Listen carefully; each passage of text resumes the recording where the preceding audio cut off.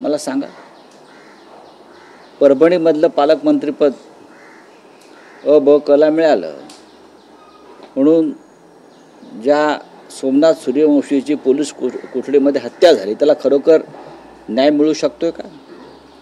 मुंबईमध्ये उपनगरामध्ये किंवा ठाण्याच्या पालकमंत्रीपदाबाबत रस्सीखेच सुरू आहे. कल्याणमध्ये जरी एखाद्याला पालकमंत्रीपद मिळालं म्हणून मराठी माणसावर जो तिकडे अन्याय झाला, जे आपण चित्र पाहिलं, तो अन्याय भविष्यात दूर होणार आहे का? त्याचा काय उपयोग नसतो.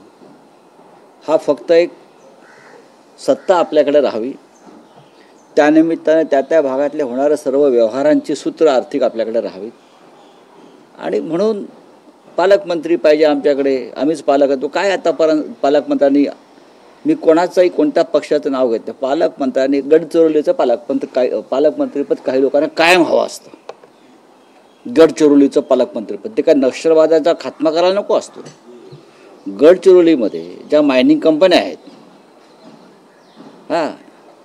जे खाणीचे उद्योग आहेत, हजारो करोड रुपयाचे, तिथून मलिदा मिळावा म्हणून पालकमंत्रीपद हवं असतं. हे माझं आकलन आहे.